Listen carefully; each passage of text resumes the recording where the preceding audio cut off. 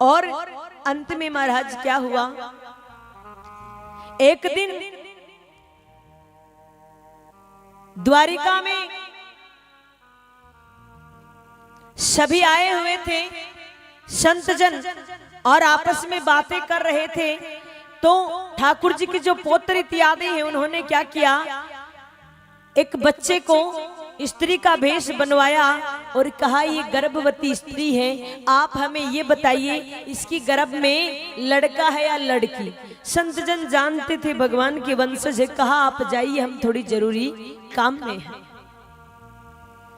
भगवान ने सोचा ऐसे तो काम नहीं चलेगा, योग माया को आदेश देते हैं, संतों को क्रोध आ जाता है और संत कहते हैं देखिए इधर से वो जो बालक है वो भी हंसी करते हैं कि ये काहे के संत, इनको कुछ पता ही नहीं है, तो ढोंगी दिखावा कर रहे हैं। इतने में संतों को क्रोध आ जाता है। संत कहते हैं इसकी गर्भ में ना लड़का है ना लड़की, इसकी गर्भ में लोहे का मुसल है। बच्चे घबरा जाते हैं, एक वृक्ष की आड़ में जाकर देखते हैं, कपड़ा हटाते हैं पेट पे से और लोहे का मुसल निकलता है। दौड़े दौड़े उग्रसेन जी के पास जाते हैं, सारा वृतांत बताते। उग्रसेन जी ने कहा मना किया था ना, संतों का अपमान मत करना, कन्हैया को मत बताना वरना तो अच्छा नहीं रहेगा।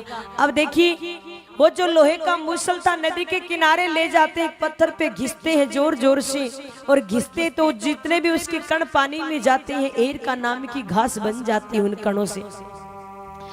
अंत में कील मात्र बचता है, वो जल में फेंक दिया जाता है। उसको एक मछली निगल जाती है और उस मछली को एक शिकारी एक बहेलिया पकड़ लेता है और उसको चीरता, उसके अंदर से वो कील निकलती है। वो कील अपने तीर की नोक पे लगा लेता है।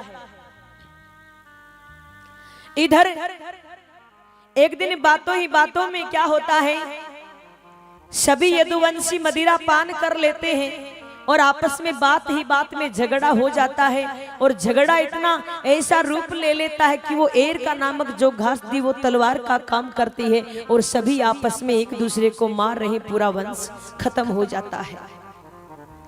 बलदाऊ भैया बीच में आते हैं, देखते हैं कि ये तो अब समझेंगे नहीं, वो भी अपना शेष नाग का रूप धारण कर अपने धाम चले जाते हैं।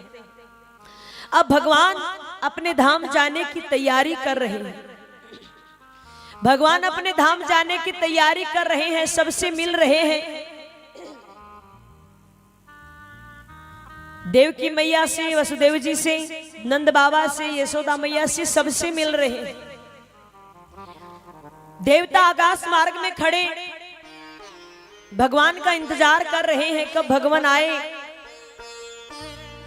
अब महाराज भगवान क्या करते हैं, एक वृक्ष के नीचे लेटे हुए हैं और वो वृक्ष पूर्ण रूप से भगवान पे झुका हुआ है।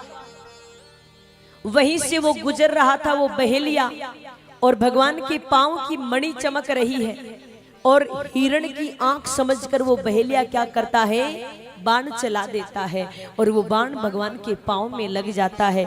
देखिए ये तो सब लीलाएं हैं, ऐसा कोई बाण नहीं है जो भगवान को मार सके, ये तो सब भगवान की लीलाएं हैं।